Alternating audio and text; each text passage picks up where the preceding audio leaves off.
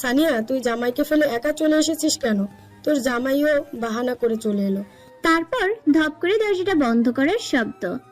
আমার বুকটা ধুকপুক করছে, শীত যেন একটু বেশি লাগছে। কম্বলটাকে আরো জোরে জড়িয়ে ধরলাম। হঠাৎ কম্বলটা উড়ে গেল। যা ভেবেছিলাম তাই, ডেভিলটা টেনে নিয়েছে। আমি তারপরও চোখ খুললাম না। তবে পেটে ঠান্ডা হাতের স্পর্শে আমি চমকে উঠি। হাতটা সরিয়ে এক লাফে খাট থেকে উঠে পড়ি। আমার রাগ হচ্ছে খুব। ডেভিলটা এই মাত্র ফ্রেশ হয়ে এসেছে, এখনো হাত মুছেনি, আর তার ঠান্ডা ভেজা হাতটা দিয়ে আমার ঠান্ডা লাগিয়ে দিল। এসবের মানে কি? আমার ঠান্ডা লাগে না বুঝি? তোমার কেন ঠান্ডা লাগবে? তুমি তো খুব হট, তাই না? আর ঢং করিয়েন না, আমি ঘুমাবো। আমার খুব ঘুম পাচ্ছে। কিসের ঘুম? হ্যাঁ, খালি ঘুম আর ঘুম। তুমি ঘুম ছাড়া কি আর কিছু বোঝো না? আজকে রাতে কোনো ঘুম নাই। ঘুম নেই মানে? না ঘুমিয়ে কি চোর পুলিশ খেলবো? না, ফুটবল খেলবো। কি বলো? আমার কাছে আসছে আর আমি অন্য পাশে চলে এলাম। এই একদম আমার কাছে আসবেন না। কেন? কি হলো আবার? কি করেছে আমি? কি করেননি সেটা বলেন। আর সবার সামনে মিথ্যা বলেছেন। তারপর আমাকে কেমন লাগছে শাড়িতে একটাবারও বললেন না। যাকে দেখানোর জন্য পড়েছি সে যদি না দেখে তাইলে কেন পড়লাম? খুলে ফেলাই ভালো ছিল। অভিমানের ভঙ্গিতে বললাম। তাহলে দেরি কেন? খুলে ফেলো। মানে? মানে তুমি তো বললে শাড়ি খুলে ফেলবে। So do it. ইডিয়েট একটা। তোমাকে শাড়িটাতে একদম গোলাপির মতো সুন্দর লাগছে, লাইক পিঙ্ক অ্যাঞ্জেল। অনেক ঝগড়াঝাটি করেছে, আসো এবার একটু ভালোবাসা দাও। আমি সাইফকে ধাক্কা দিয়ে সরিয়ে দিলাম। কি বললেন আপনি? আমি ঝগড়া করি? মানে আমি ঝগড়াটে? আল্লাহ, বললাম কি আর বুঝলো কি? তুমি আমার সানিকে বোঝার জ্ঞান দাও আল্লাহ গো, জ্ঞান দেওয়ার তৌফিক দান করো আল্লাহ। আমি আরো রেগে গেলাম। কি বোঝাতে চাইছেন আপনি? হ্যাঁ, আমি কিছু বুঝি না মানে আমি গাধি? সাইফ আমার মাথায় হাত দিয়ে খাটে বসে পড়লো আর আমি রেগে বিছানার মাঝখান বরাবর বালিশ দিয়ে শুয়ে পড়লাম। বেচারা অনেকক্ষণ পর লাইটটা অফ করে আমার পাশে শুয়ে পড়লো। তবে মাঝে মাঝে হাতটা কিংবা পাটা আমার উপর উঠিয়ে দিলে আমি তার দিকে ছুঁড়ে মারি। সাইফ আমাকে কয়েকবার ডেকেছে। ও সানি, এই সানি, ওঠো না গো জান, ওঠো প্লিজ। আর রাগ করে দেবো না, আমাকে আর কষ্ট দিও না। এই সানি, ওঠো। ও ও আমি ঘুমানোর ভান ধরে আছি, কোনো রিপ্লাই দিচ্ছি না। আমার ডেভিলটা একটু ঘুমায়নি, এপাশ ওপাশ করেই রাত কাটিয়ে দিয়েছে। আর আমিও কখন ঘুমিয়ে পড়েছি নিজেও জানি না। ঘুম থেকে উঠে দেখলাম সকাল হয়ে গেছে আর ডেভিলটা পাশে নেই। একটু পর ওয়াশরুম থেকে বের হলো, আমার দিকে তাকালো না। আমি তাকে গুড মর্নিং জানিয়ে ফ্রেশ হতে গেলাম। ফ্রেশ হয়ে এসে দেখি ডেভিলটা কার সাথে যেন ফোনে কথা বলছে। আমি কাছে গেলে ডেভিলটা ফোন রেখে দেয়। রাখছি জুই, পরে ফোন দিব। এইটা আমি স্পষ্ট শুনতে পেয়েছি। রাখছি জুই, পরে ফোন দেবো। এটা আমি স্পষ্ট শুনতে পেয়েছি। আমার তো সকাল সকাল জুইয়ের নামটা শুনে রাগে গা জ্বলে যাচ্ছে। আমি সাইফের থেকে মোবাইলটা কেড়ে নিয়ে বললাম, সবসময় জুইয়ের সাথে এত কিসের কথা? লজ্জা করে না বউ রেখে অন্য মেয়ের সাথে কথা বলতে? সাইফও রেগে গেল। মোবাইল দাও। দিব না, মোবাইল খুব জরুরি। খুব জরুরি, দাও মোবাইলটা। মোবাইলটা কি আমার চাইতেও জরুরি? সাইফ এবার আরো রেগে গেল, আমাকে দেয়ালের সাথে চেপে ধরলো। তোমার খুব সাহস না? বড্ড বেড়ে গেছো তুমি। তুমি কি ভেবেছো আমি কিন্তু সেই আগের সাইফে আছি? তোমার যা ইচ্ছা তুমি তাই করতে পারবে। কাল কিছু করিনি তাই এটা ভেবো না যে সাইফ জোর করে কিছু করতে পারে না। এই সাইফ যেটা আপোষে হয় না সেটা জোর করে ছিনিয়ে নিতে জানে। কাল তুমি আমাকে অনেক কষ্ট দিয়েছো, মনে রেখো এগুলো আমি তোমার সব সুদে আসলে মিটিয়ে দেবো। এরপর থেকে আমি নিজেই তোমায় টাচ করবো না, তুমি নিজেই আমার স্পর্শের জন্য পাগল হয়ে যাবে। এটা সাইফের কথা, তুমি মিলিয়ে নিও। সাইফ হাত থেকে মোবাইলটা নিয়ে রুম থেকে বেরিয়ে গেল আর আমি তো যেন আকাশ থেকে পড়লাম। খুব বেশি বাড়াবাড়ি করে ফেলেছি। সাইফকে রাগানোটা ঠিক হয়নি। পরিস্থিতি যে এতটুকু গড়াবে আমি ভাবতেও পারিনি। সে এতটা ক্ষেপে আছে আমার সাথে। ভাবি আর সাইরা রুমে এলো। ভাবি দুষ্টামি করছে আমার সাথে। আমি স্বাভাবিক হবার চেষ্টা করছি। এরা আমার হাত ধরে খুশিতে একটা লাফ দিল। ভাবি দেখো, আপুর ফিঙ্গারে কি সুন্দর রিং। এটা কি ডায়মন্ডের? কাল তো দেখিনি, বোধহয় এতে ভাইয়া এনেছে। ভাবিও আমার ফিঙ্গার দেখছে। সানিয়া, এটা তো খুব সুন্দর। ওয়াও, সাইবের তো পছন্দ আছে। আমি আঙুলটা উপরে তুলে অবাক হয়ে গেলাম। রিংটা কিভাবে এলো আমার আঙুলে? মনে পড়েছে রাতে যখন সাইফ আমার হাত চেপে ধরেছিল তখনই আমার আঙুলে কিছু পরিয়ে দিয়েছে, যা আমি অনুভব করতে পেরেছিলাম। আমার ডেভিলটা আমার জন্য কি সুন্দর ডায়মন্ডের রিং এনেছে, আর আমি কিনা তাকে এত কষ্ট দিলাম। সানিয়া তুই এতটা নিচ। সাইরা আর ভাবির সাথে হলরুমে গেলাম।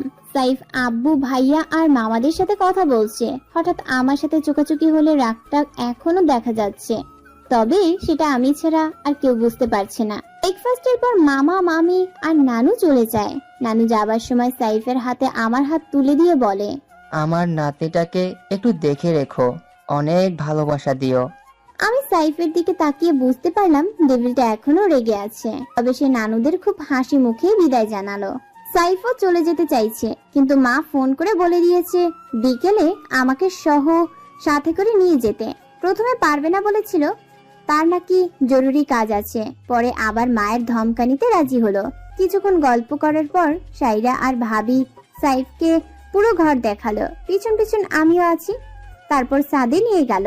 সাইফ আমায় দোলনায় বসে কিছুক্ষণ দোল খেলো, আর সাইরা আমাকে সাইফের পাশে বসিয়ে কয়েকটা ছবি তুলে নিল। হঠাৎ সাইফ ভাবিকে বলল, ওই ছেলেটাকে ভাবি বারবার আমাদের ওকে মেরে দেখছে। ভাবিও সেদিকে তাকালো। আমি তো আরো আগেই দেখেছি ওই হারামি বলদ জুহানটাকে আমাকে বারবার উকি দিয়ে দেখছিল, আর এটা সাইফের চোখেও ধরা পড়লো। কিন্তু ভাবি জুহানকে তেমন চেনে না, তাই ভাবি আমাকে বলল, দেখ তো সানিয়া, কে ওটা? সাইরা হঠাৎ মুখ ফসকে বলে দিল, আপুর আশিক জুহান আর কি। আমি চোখ বড় বড় করে সাইরার দিকে তাকালাম। সাইরা মুখে হাত দিয়ে বলল, মানে মানে ভাবি দুষ্টুমির ছলে বলল, কাকে আবার? বোধহয় সানিয়াকে। মাইন্ড করিয়েন না কিন্তু। সাইফ আমার দিকে একটা রাগী মিশ্রিত হাসি দিয়ে বলল, না, মাইন্ড কেন করবো? তুমিও না ভাবি খুব মজা করতে জানো। জুহান তো তোমাকেই দেখছে, তাই না সাইরা? সাইফ কিছু না বলেই হনহনিয়ে চলে গেল। আমি জুহান বদমাইশটাকে রাগী লোক দেখিয়ে চলে গেলাম। তারপর দুপুরের লাঞ্চের পর কিছুক্ষণ বসে তারপর বিকেলের দিকে আম্মুদের বিদায় জানিয়ে বাসায় চলে এলাম। সামাদ আর সাহিল ভাইয়া এসে একটা বাইক রেখে গেছে। আমরা সেই বাইকে করেই বাসায় এলাম। লুচুটার কাঁধে হাত রেখেছি, কিন্তু সে একবারও বলল না জড়িয়ে ধরো, নইলে পড়ে যাবে। বারবার ব্রেক কষলে আমি তার সাথে ধাক্কা খাই, কিন্তু সে একটুও কেয়ার করলো না। আস্তে চালাতে বললে আরো স্পিডে চালায়। আমি তো ভয়ে তাকে জড়িয়ে ধরি।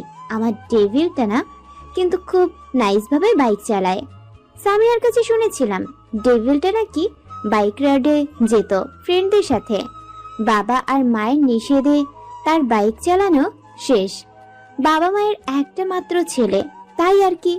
বাসায় আসার পরেও সাইফ আমার সাথে একটা কথাও বলল না, আমিও তার সাথে কথা বলছি না। রাতে খাওয়া দাওয়া সেরে আমি শুয়ে পড়লাম। খুবই ক্লান্ত লাগছে, চোখটা লেগে এলো। হঠাৎ এমন অনুভব হলো যে কেউ আমায় নিয়ে যাচ্ছে।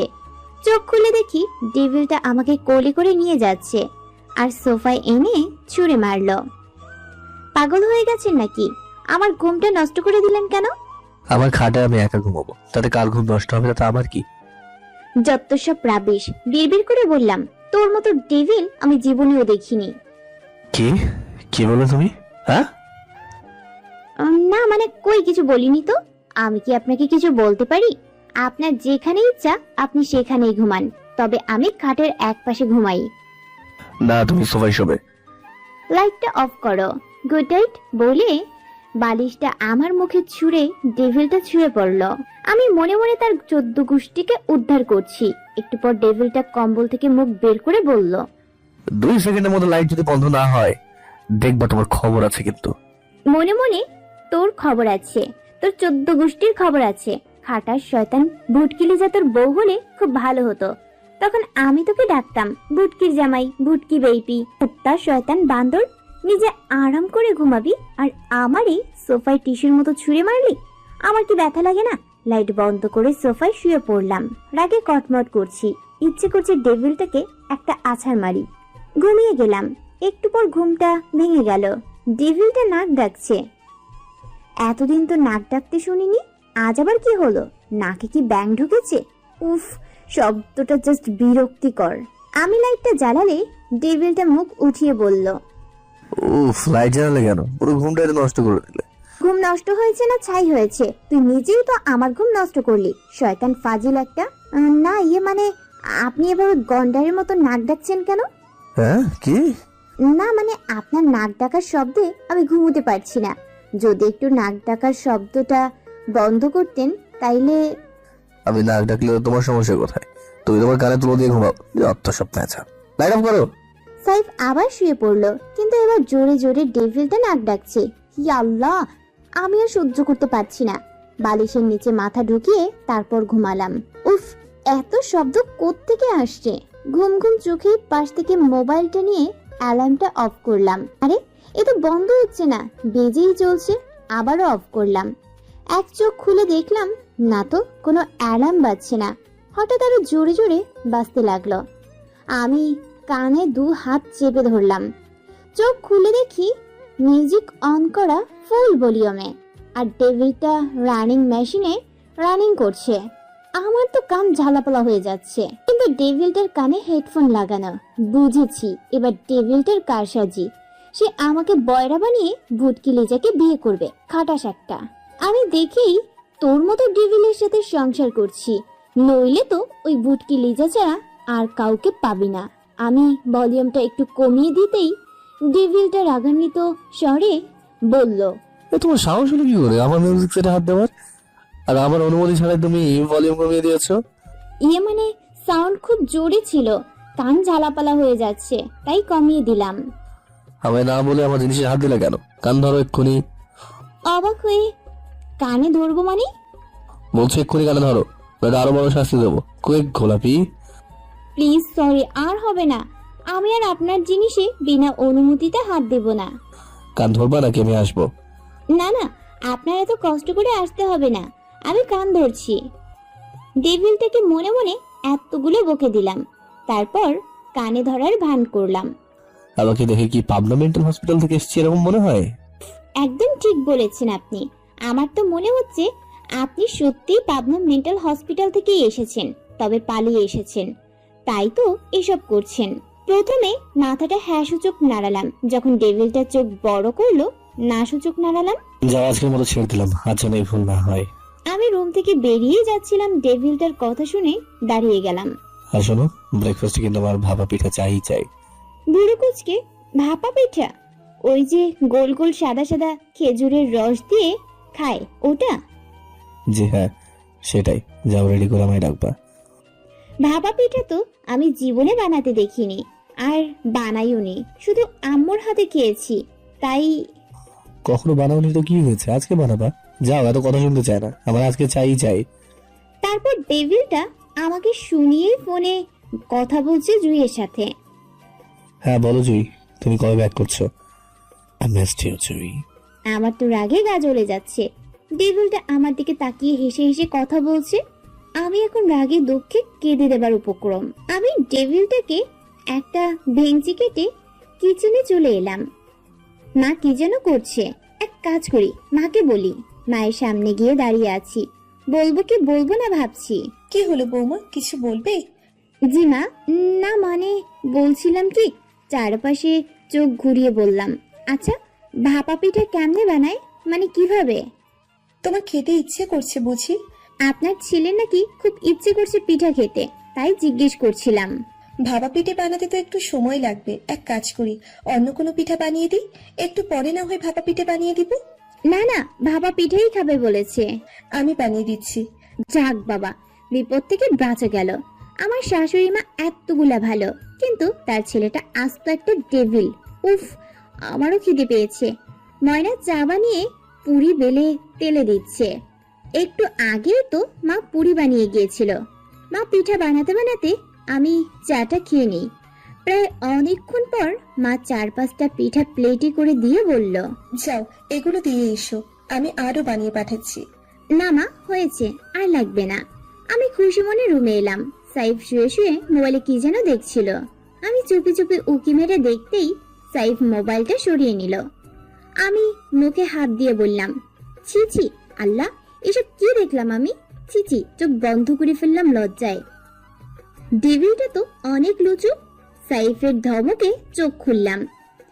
এক গাধা বকা শুনিয়ে দিল। কমন সেন্স বলতে কি কিছুই নেই? হ্যাঁ, লজ্জা করে না তোমার চুপি চুপি অন্যের মোবাইল দেখতে? আমি কি জানি আপনি মোবাইলে ওইসব নোংরা জিনিস দেখছেন? আমার মোবাইল আমি যা ইচ্ছে তাই দেখবো, তাহলে তোমার কি? খোঁচা খোঁচা দাড়িতে তো ভদ্র টাইপ মনে হয়, কিন্তু আস্তে একটা বজ্জাত লুচু। আস্তে আস্তে বললাম। এই তুমি কি যেন বললা? কই কিছু বলিনি তো। ধরেন আপনার ভাপা পিঠা, সাদা সাদা পিঠা। সাইফ পিঠা দেখে অবাক। তুমি বানিয়েছো? তো আর কে বানাবে? এই সানিয়া পারে না এমন কোনো কাজ নেই। হয়েছে হয়েছে, এত বেশি ভাব নিতে হবে না। হঠাৎ মুখ ফসকে বলে ফেললাম, আপনি সবসময় এসব দেখেন? সবসময় দেখি, তবে লাইভ দেখলে আর দেখবো না। লাইভ দেখবেন মানে? যদি তুমি লাইভ দেখাও আর কি। সাইফ আমার দিকে ডেভিল মার্কার লুকে ওপর থেকে নিচ পর্যন্ত তাকাচ্ছে। চিচি, এসব কি বলছেন আপনি? আমি খুব ভালো মেয়ে। হ্যাঁ ঠিক আছে ঠিক আছে। সাইফ 2টা পিঠা খেলো। কি হলো বেগম সাহেবা, পানি কি আপনার সতীন এসে দেবে? শয়তান, নিজে নিয়ে খেতে পারিস না? আমারে দেখলেই হলো, শুধু কাজ করাবে, বদমাইশ একটা। গ্লাসে পানি ঢেলে বললাম, পিঠাটা কেমন হলো বললেন না তে? কত কষ্ট করে আপনার জন্য বানিয়েছি। অসহায় ভঙ্গিতে বললাম। সাইফ কিছু বলতেই যাচ্ছিল, অমনি মা রুমে ঢুকলো, হাতে পিঠার প্লেট। আমার তো ভয়ে গলা শুকিয়ে গেল। হে আল্লাহ, ইস, राज को राजिए रखना, नहीं तो ये डेविल मुझे कच्चा खा जाएगी। বাবা সাইফ, নে গরম পিঠাগুলি খা। আর মাত্র 2টা খেলি, ঠান্ডা হয়ে গেছে তাই না? এগুলো গরম আছে, এখান থেকে খা। তোর পিঠা খেতে ইচ্ছে করছে, আমায় আগে বললিও তো পারতি, আমি বানিয়ে দিতাম। তারপর মা আমার দিকে তাকিয়ে বলল, ও বৌমা, তুমিও গরম গরম খেয়ে নাও, অন্যদিন তোমায় শিখিয়ে দিব, কেমন? সাইফ আমার দিকে রাগী লোকে তাকিয়ে আছে, তবে মায়ের সাথে একটু একটু হাসি দিয়ে রাগটা লুকাচ্ছে। আর আমি পালানোর ধান্দায় আছি। ততক্ষণ পর্যন্ত পালিয়ে থাকা লাগবে যতক্ষণ না ডেভিলটা অফিসে চলে যায়। সে অফিসে গেলেই হলো, আমি শান্তি মতো রুমে রাজ্য করব। না থাকা অবস্থায় আমি রুম থেকে বেরিয়ে গেলাম। সামিয়ার সাথে টেবিলে বসে বসে পিঠা খাচ্ছি আর হেসে হেসে কথা বলছি। আর এমন সময় ডেভিলটা আর মা নিচে নামলো। ডেভিলটাকে দেখেই আমার হাসি স্টপ। ডেভিলটা সোফায় বসলো, তবে আমার মুখোমুখি। সে আমাকে দেখছে আর আমি তাকে। ডেভিলটা অন্যদিকে তাকালে আমি তাকে ভেঙচি কাটি। আবার যখন আমার দিকে তাকায় আমি সাধু সেজে খেতে থাকি।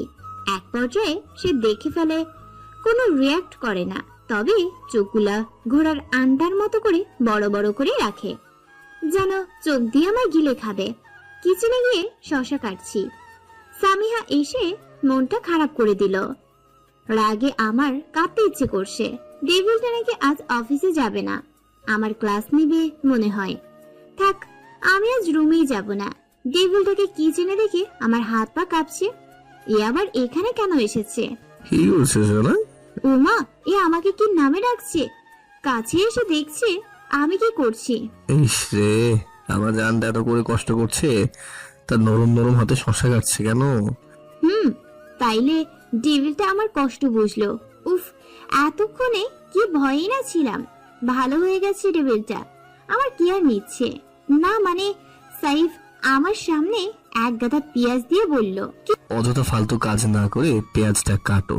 10টা পেঁয়াজ কেটে আমাকে দেখাবা 10 মিনিটের ভেতরে, নাহলে আজ তোমার একদিন যে আমার সব দিন। অন্য কোনো সাহায্য নিলে কিন্তু। যেন ইশারা করলো, তারপর কিচেন থেকে বেরিয়ে গেল।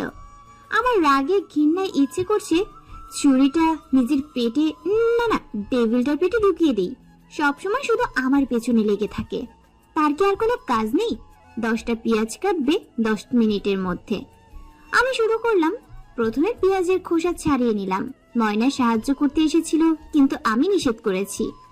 একটা পেঁয়াজ কুচি কুচি করতে করতেই আমার চোখে পানি বন্যা বয়ে যাচ্ছে, চোখ জ্বলছে। অনেক কষ্ট করে 2টা কাটলাম। আমি আর পারছি না, খুব চোখ জ্বালা করছে। আর অমনি ডেভিলটা হাজির। এতক্ষণে মাত্র 2টা পেঁয়াজ কেটেছো, তা আবার এত বড় বড় টুকরো? সাইদ মাকে দেখে বলল, আরে জান, তুমি এইভাবে কাঁদছ কেন? আমি আছি তো। দেখো তুমি, কাঁদতে কাঁদতে চোখের পানি আর নাকের পানি এক করে ফেলেছে। তারপর সাইফ একটা বাঁকা হাসি দিয়ে বেরিয়ে গেল। সামিহা, আমি আর মা হল রুমের টিভি দেখছিলাম। ডেভিলটা এসে সবার সামনে আমাকে বলল। আমার মোবাইলে কোথায় রেখেছো? পাচ্ছি না কেন? আমতা আমতা করে বললাম, মানে? মানে মোবাইলে খুঁজে দাও জলদি, আমার একটা ইম্পর্টেন্ট কল আছে। আমি সাইফের কথা শুনে অবাকই হলাম। তার মোবাইলটা আমি তো কখনো ধরেও দেখিনি, তাও একটু লুকিয়ে ধরেছিলাম, কিন্তু আজ ধরা তো দূরের কথা, দেখিনি পর্যন্ত। সকালে তো তার হাতেই দেখেছি, বাজে জিনিস দেখছিল, আর এখন বলছে আমি কোথায় রেখেছি। মিথ্যাবাদী একটা। কি হলো, যাও জলদি খুঁজে দাও। আমি কিছু না বলে রুমে এসে তাকে বকছি আমি কোথায় খুঁজবো মোবাইলটা। ধপ করে দরজা বন্ধ করার শব্দে আমি পিছনে তাকাই। ডেভিলটা দরজা বন্ধ করে একটা ডেভিল মার্কা হাসি দিল। দরজা বন্ধ করলো কেন? নাকি মোবাইল পাচ্ছে না, তাই সেটার অপরাধে আমায় কি নাকি শাস্তি দিতেই। কাপা কাপা কণ্ঠে, বিশ্বাস করেন আমি আপনার মোবাইল ধরা তো দূরের কথা, দেখিও নি পর্যন্ত, সত্যি বলছি। ডেভিলটা আমার দিকে এগোচ্ছে আর আমি ভয় পাচ্ছি। সাইফ, আমি আপনার মোবাইল ধরিনি তো, প্রমিস করে বলছি। বিশ্বাস হচ্ছে না তো? এই দেখেন, মাথায় হাত দিয়ে বলছি। সাইফ পুরোপুরি আমার কাছে চলে এলো। সাইফ তার পকেট থেকে মোবাইলটা বের করে বিছানায় ছুঁড়ে ফেললো। আমি মোবাইলটা দেখে রেগে গেলাম। এতক্ষণ ভয়ে আমার প্রাণ যায় যায় অবস্থা, আর সে কিনা। আমি তার বুকে কয়েকটা কিল দিয়ে বললাম, মিথ্যাবাদী, এভাবে মজা করার কোনো মানে হয়? মৃত্যুক একটা। সাইফ আমার হাত দেয়ালের সাথে চেপে ধরলো। এবার আমার নিঃশ্বাস আটকে যাচ্ছে, হার্টবিট বেড়ে গেছে। ছাড়ুন আমার হাত। হাতটা ছাড়াতে চেষ্টা করছি, কিন্তু পারছি না, খুব জোরে চেপে ধরেছে। কিন্তু ছাড়বো। তুমি আমার মেরেছো কেন সেটা আগে বলো। আপনি অফিস যাননি কেন? ইচ্ছে নেই তাই? কেন, তোমার কি কোনো সমস্যা? না তো, আমার কেন সমস্যা হবে? সাইফ আমার সাথে লেটে গেছে। সরে দাঁড়ান, আমি মার কাছে যাব। যেও, তবে। সাইফের নিঃশ্বাস আমার মুখে আছড়ে পড়ছে, আমারও নিঃশ্বাস ভারী হয়ে আসছে। তবে কি? আমি যখন চকলেট খাবো। মানে? সাইফের ঠোঁট জোড়া আমার ঠোঁটকে চেপে ধরলো, আর সাইফের দুই হাত আমার দুই হাতকে খুব জোরে আঁকড়ে ধরলাম সাইফকে। আর তখনই সাইফ আমায় ছেড়ে দিল। আমার খাওয়া শেষ বলেই সে রুম থেকে বেরিয়ে গেল। আমি তাজ্জব হয়ে চেয়ে রইলাম, এটা কি হলো? আগে তো ছাড়তোই না, আর আজ শেষ বলেই চলে গেল। আমাকে পাগল করে সে খুব আনন্দ পায়। রাতে ডিনার সেরে আমি রুমে চলে এলাম। আজ খুব মুডে আছি, রোমান্টিক মুডে আছি। হালকা সাজুগুজু করে অপেক্ষা করছি আমার ডেভিলটার জন্য। লাইটটা অফ করে দিলাম, সে আসলে তাকে চমকে দিব। একটু অপেক্ষার পরেই ডেভিলটা এলো। সে এসেই ওয়াশরুমে ঢুকলো। আমি দরজা বন্ধ করে লাইটটা জ্বালিয়ে দিলাম, নিজের চুল কাপড় সব ঠিক করে নিলাম। ডেভিলটা বের হয়ে আমার দিকে তাকিয়ে একটা হাই তুললো, তারপর ধপ করে খাটে শুয়ে পড়লো। ডেভিলটার কাণ্ড দেখে আমার মেজাজ খারাপ হয়ে গেল। আমি কত সুন্দর করে সাজলাম, তার পছন্দের লাল নাইটিটা পরলাম, আর সে কিনা আমাকে দেখেও না দেখার ভান করছে। আগে তো আমাকে জোর করে পড়াতো, আর আজ তো আমি নিজের ইচ্ছেই পড়লাম। হঠাৎ ডেভিলটা আমার দিকে তাকালে আমিও খুব উৎসাহের সাথে তার দিকে তাকাই। ও ড্রামা কুইন, লাইট অফ করো, চোখে পড়ছে। আমি রেগে লাইটটা অফ করে দিলাম। না, এই ডেভিলটা তো আমায় একটু ভালোবাসা দিচ্ছে না, জোর করেই নিতে হবে। আমি লজ্জা শরমের মাথা খেয়ে ডেভিলটার পাশে শুয়ে পড়লাম, আর ডেভিলটাকে জড়িয়ে ধরলাম। ডেভিলটা এপাশ হয়ে আমাকে জড়িয়ে ধরে একটা জোরে চাপ দিয়ে বলল, ড্রামা শেষ হলে এবার ঘুমোতে দাও। আমি এবার প্রচন্ড রেগে গেলাম। সাইফকে সুরসুরি দিয়ে উঠিয়ে দিলাম। সেও আমাকে সুরসুরি দিতে চাইলে আমি একটা চিমটি দেই। সাইফ আমাকে কোলে নিলে আমি লজ্জায় চোখ বন্ধ করে ফেলি। চোখ খুলে দেখি সাইফ আমাকে সোফায় ধপ করে শুইয়ে দিল। তারপর বলল, আরে না ঘুমিয়ে এখন নাটক করছো কেন বলো তো? ডিস্টার্ব না করে আমাকে ঘুমোতে দাও না। সাইফ শুয়ে পড়ল। আমার তো রাগে গা জ্বলে যাচ্ছে, যেন আগুন হয়ে গেছি। আমি তাকে ডিস্টার্ব করছি, আমি নাটক করছি, এমন কথা বলতে পারলো সে?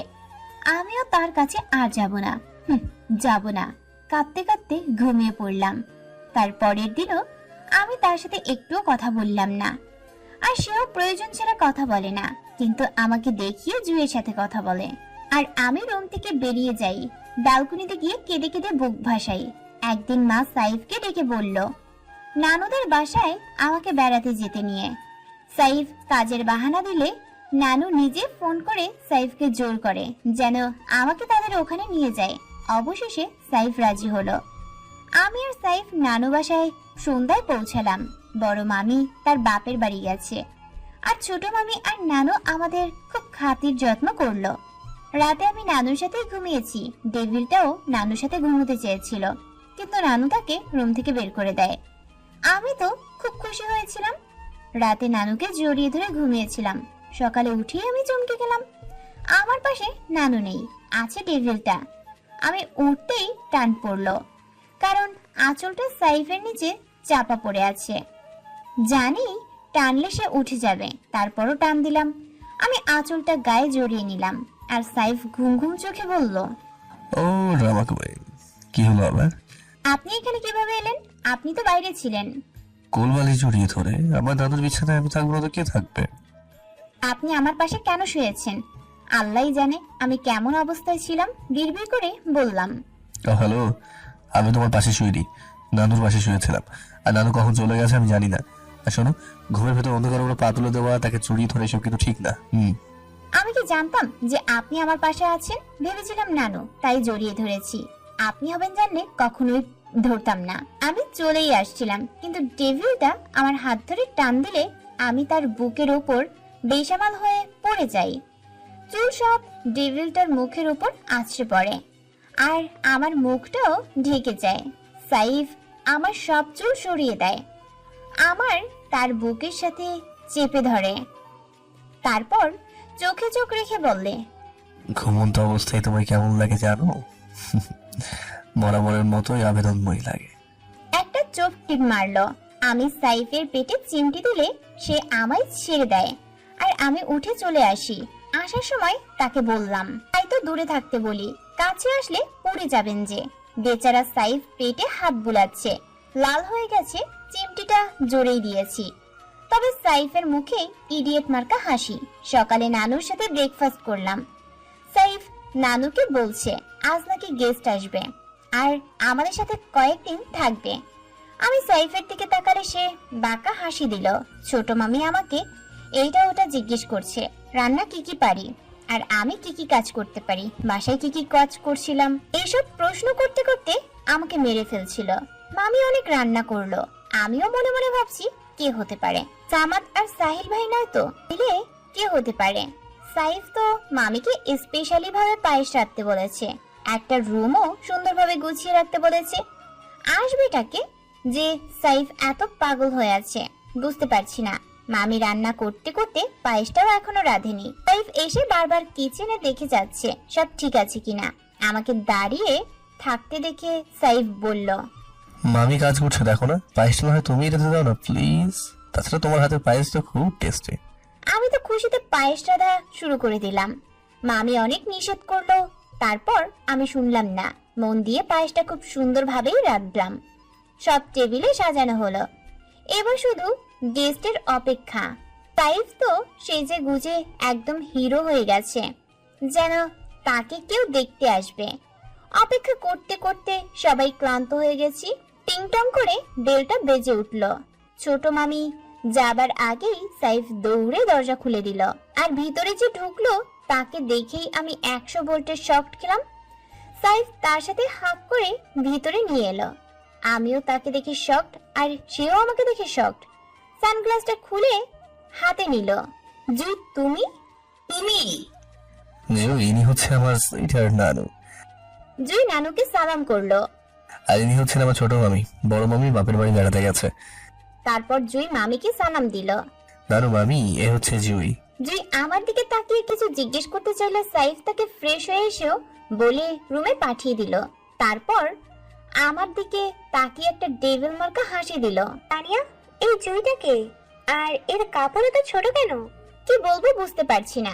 আমি তো একে চিনি না মামি, বোধহয় সাইফের ফ্রেন্ড হবে। মামি কিচেনে চলে গেল নানু সহ। এইসব ডেভিলটার কারসাজি সেই জুইকে এনেছে। আচ্ছা, জুই আসবে তাই হিরো সেজেছে, দুইটাকে আমি দেখে নিব। সবাই টেবিলে বসলো। জুই শাকচুন্নিটা সাইফের পাশে বসেছে আর বারবার আমাকে দেখছে। সাইফ জুইকে এটা ওটা নিয়ে দিচ্ছে আর কথাও বলছে। ওহ সাহেব, আমায় আর দিও না, খেতে পারবো না যে। আর তুমি তো জানো আমি বেশি খাই না। ওরে আমার ন্যাকা ম্যাডাম, তাইলে কি তুই হাওয়া খেয়ে থাকিস? আরে খাও, মামি রেঁধেছে, ওনার হাতে রান্না খুবই মজা। আর যেন অনেকেই আছে বেশি খেতে পারে।